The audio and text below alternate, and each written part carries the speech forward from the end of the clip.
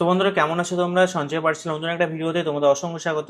আজকে আমরা জানবো কিভাবে কিন্তু আমরা বাড়িতে বসেই পঞ্চায়েতে ইনকাম সার্টিফিকেট বা প্রধানের কিন্তু রেসিডেন্সিয়াল সার্টিফিকেট বা কিন্তু অন্য যে কোনো সার্টিফিকেট আমরা বাড়িতে বসেই অ্যাপ্লাই করতে পারি এবং সেগুলো বাড়িতে বসেই হাতে আমরা পেতে পারি। তো সেই বিষয়ে আজকে আমরা দেখবো কিভাবে কিন্তু বাড়িতে বসে আমরা ইনকাম সার্টিফিকেট এবং রেসিডেন্সিয়াল সার্টিফিকেট এবং অন্যান্য যে সার্টিফিকেটগুলো হয় সেই সার্টিফিকেটগুলো বাড়িতে বসে কিন্তু অ্যাপ্লাই করতে পারি। যেহেতু তোমরা অনেকেই জানো যে পশ্চিমবঙ্গের প্রায় সমস্ত পঞ্চায়েতেই কিন্তু এখন অফলাইনে কিন্তু সার্টিফিকেট দেওয়া বন্ধ হয়ে গেছে। এখন কিন্তু সমস্ত সার্টিফিকেট অনলাইনে দেওয়া হয় এবং অনলাইনে কিভাবে অ্যাপ্লাই করতে হয় সেই বিষয়ে আজকে ভিডিও। তো অনলাইনে অ্যাপ্লাই করার জন্য তোমাদের কিন্তু আজকে প্রথমেই যেতে হবে wbpms.in ওয়েবসাইটের লিঙ্ক কিন্তু ভিডিও ডিসক্রিপশনে রয়েছে, ওখান থেকে তোমরা কিন্তু অ্যাপ্লাই করতে পারো।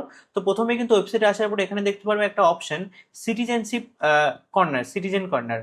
তো সিটিজেন কর্নারে ক্লিক করার পরে তোমাদের কিন্তু একটা অন্য পেজে রিডাইরেক্ট হয়ে যাবে। এখানে দেখতে পাচ্ছ এখানে কত অ্যাপ্লিকেশন করা হয়েছে, কত রিজেক্ট হয়েছে, কত ইন প্রোগ্রেস হয়েছে সবকিছু। তোমরা চাইলে এই পুরো বিষয়টা কিন্তু বেঙ্গলিতেও পড়তে পারো। দেখো এখানে লেখা আছে কি কি সার্টিফিকেটের জন্য আমরা অ্যাপ্লাই করতে পারবো। প্রথমত রেসিডেন্সিয়াল সার্টিফিকেটের জন্য অ্যাপ্লাই করতে পারবো, character certificate, income certificate, same person certificate, distance certificate, caste authorisation certificate, unmarried certificate. এইসব সার্টিফিকেটের জন্য কিন্তু আমরা অ্যাপ্লাই করতে পারবো নিজের বাড়িতে বসেই। কি কি ডকুমেন্ট লাগবে? প্রথমত একটা পাসপোর্ট সাইজ ছবি লাগবে তোমার। পাসপোর্ট সাইজ ছবি যে ফটোগ্রাফটা আছে সেটা কিন্তু জেপিজি ফরম্যাটে হতে হবে এবং এটি কিন্তু 100 কপির মধ্যে হতে হবে। কিভাবে তোমরা 100 কপির মধ্যে অ্যাপ্লাই করবে, মানে আপলোড করবে, সেগুলো আজকে আমরা বলবো। আর পরিচয়পত্র আর তোমার যে ঠিকানা সেটাতে কিন্তু যে কোনো দুটো ডকুমেন্টস লাগবে, সেগুলো কিন্তু এখানে আপলোড করতে হবে এবং সেগুলো একটুখানি লক্ষ্য দিতে হবে যে পিডিএফ ফরম্যাটের মধ্যে হতে হবে এবং 2 MBর মধ্যে হতে হবে। কি কি ডকুমেন্ট দেখতে পাচ্ছ? PAN card, passport, Aadhaar card, driving licence, voter card, ration card, যে কোনো তোমার ডকুমেন্টস আছে সেই ডকুমেন্টস দিয়ে কিন্তু এখানে অ্যাপ্লাই করতে পারো। তো অ্যাপ্লাই করার জন্য কি করতে হবে? এখানে দেখতে নিচে একটা বাটন আছে, I would like to apply for gram panchayat pradhan for a certificate. এখানে ক্লিক করে প্রসেস করতে হবে। প্রসেস করার পর এখানে তোমার ফোন নাম্বারটা দিতে হবে। তো আমরা একবার ফোন নাম্বারটা দিয়ে নিই। আচ্ছা, ফোন নাম্বার দেওয়ার পরে জেনারেট ওটিপিতে ক্লিক করতে হবে। আমাদের ফোনে একটা ওটিপি আসবে, ওটিপিটা আমরা একটু বসিয়ে দেবো। Just a minute. আচ্ছা, ওটিপি চলে এসছে, ওটিপিটা আমরা বসিয়ে দিই 1098। আচ্ছা, ওটিপি বসিয়ে দেওয়ার পরে এখানে আমরা ভেরিফাই টু প্রসেস করে দেবো। ভেরিফাই টু প্রসেস করে দেওয়ার পরে আমাদের সামনে এরকম একটা ফর্ম শো হবে। দেখতে পাচ্ছ পঞ্চায়েত ম্যানেজমেন্ট সিস্টেম। তো ওখানে প্রথম তোমাদের ডিস্ট্রিক্ট সিলেক্ট করে দাও। আমাদের ডিস্ট্রিক্ট নর্থ চব্বিশ পরগনা, তো নর্থ চব্বিশ পরগনা এখানে সিলেক্ট করে দেবো। তারপরে এখানে বলছে গ্রাম পঞ্চায়েত, গ্রাম পঞ্চায়েত লোডিং হচ্ছে, তার আগে আমরা ব্লক সিলেক্ট করে দিই। ব্লক আমাদের হচ্ছে হাবড়া। হাবড়া ব্লক সিলেক্ট করে দেওয়ার পরে এখানে আমরা গ্রাম পঞ্চায়েত সিলেক্ট করব।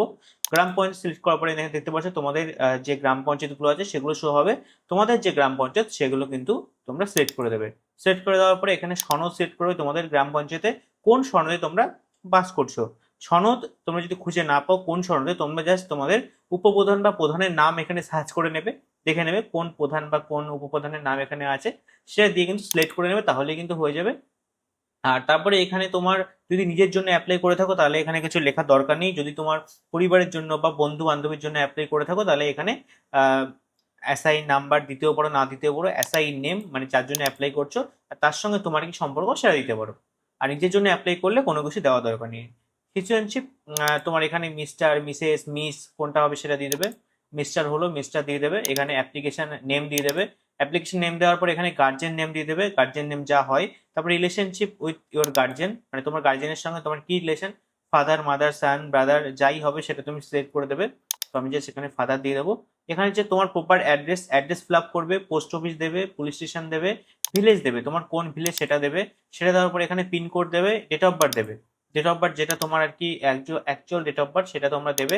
ডেট অফ বার্থ দেওয়ার পরে তোমার কিন্তু এখানে চলে আসবে। আর তারপরে কিন্তু এই যে সার্টিফিকেটটা তুমি কিসে চাও, বেঙ্গলিতে চাও না নেপালিতে চাও, তোমার ইচ্ছা। যদি ইংলিশে চাও তাহলে কোনো দুটোর মধ্যে কোনোটাই সিলেক্ট করা দরকার নেই। যদি বলো বেঙ্গলিতে তাহলে বেঙ্গলিতে করলে কিন্তু এখানে যেগুলো আছে সেগুলো এখানেও কিন্তু তোমার হয়ে যাবে, বেঙ্গলিতে কনভার্ট হয়ে যাবে।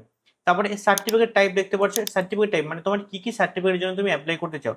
ম্যানুয়ালি এখানে করতে পারো, ক্যারেক্টার সার্টিফিকেটের জন্য চাইলে ক্যারেক্টার, ইনকাম বা চাইলে একসঙ্গে কিন্তু সমস্ত সার্টিফিকেট একবারে কিন্তু তুমি চুজ করে রাখতে পারো। ঠিক আছে। ডিফল্ট কিন্তু রেসিডেন্সিয়াল সার্টিফিকেট চুজ করা থাকবে, কারণ আমরা কিন্তু রেসিডেন্সিয়াল সার্টিফিকেটের জন্য অ্যাপ্লাই করছিলাম।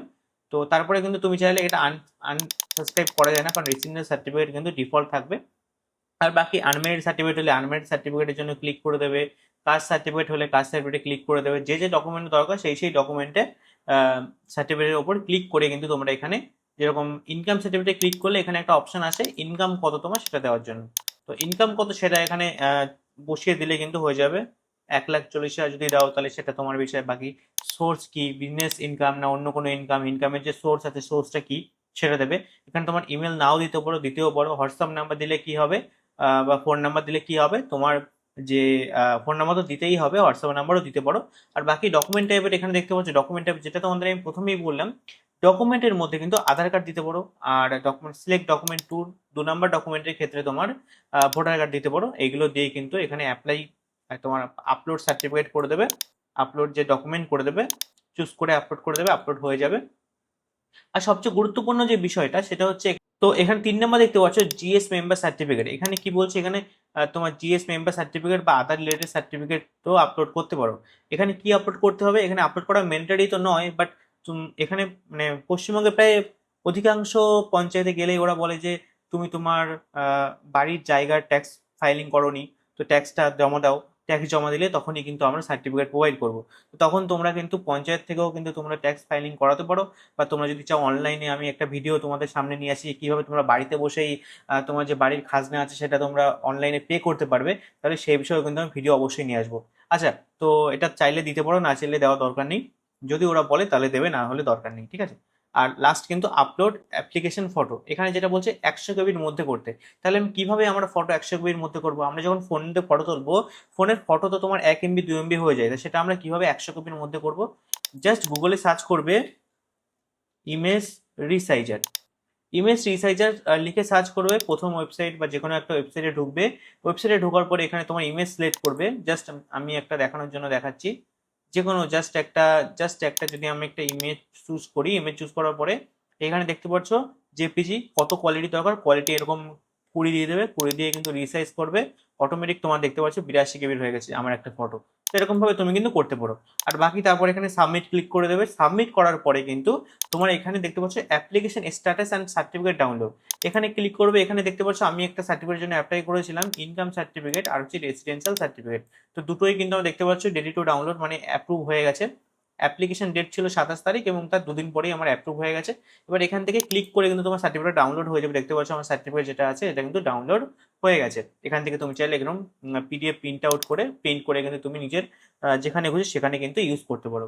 তো আজকে এর ভিডিও এইটুকুই ছিল, কিভাবে তোমরা বাড়িতে বসেই কিন্তু প্রধানের সার্টিফিকেট, ইনকাম সার্টিফিকেট থেকে শুরু করে এসেনশিয়াল সার্টিফিকেট, সমস্ত সার্টিফিকেট বাড়িতে বসে অ্যাপ্লাই করতে পারবে। তো ভিডিওটা কেমন লাগলো তোমার অবশ্যই কমেন্টে জানাও, আর কোন বিষয়ে তোমাদের ভিডিও দরকার অবশ্যই আমাদের কমেন্টে জানাও, আমরা সেই বিষয়ে ভিডিও আনার চেষ্টা করব। আর এর পরের ভিডিও আমরা আনবো যখন ওয়েবসাইট ওপেন হয়ে যাবে, বাড়ির যে খাজনার দেওয়ার যে ওয়েবসাইট, সেই ওয়েবসাইটটা বর্তমানে বন্ধ আছে, বাট চালু হলেই আমরা সেই বিষয়ে কিন্তু ভিডিও নিয়ে আসবো কিভাবে আমরা বাড়ির খাজনা অনলাইনে পে করতে পারি। তো চলো আজকের জন্য এইটুকুই, তোমাদের সঙ্গে দেখা হচ্ছে নেক্সট কোনো এপিসোডে। জয় হিন্দ, বন্দে মাতারাম।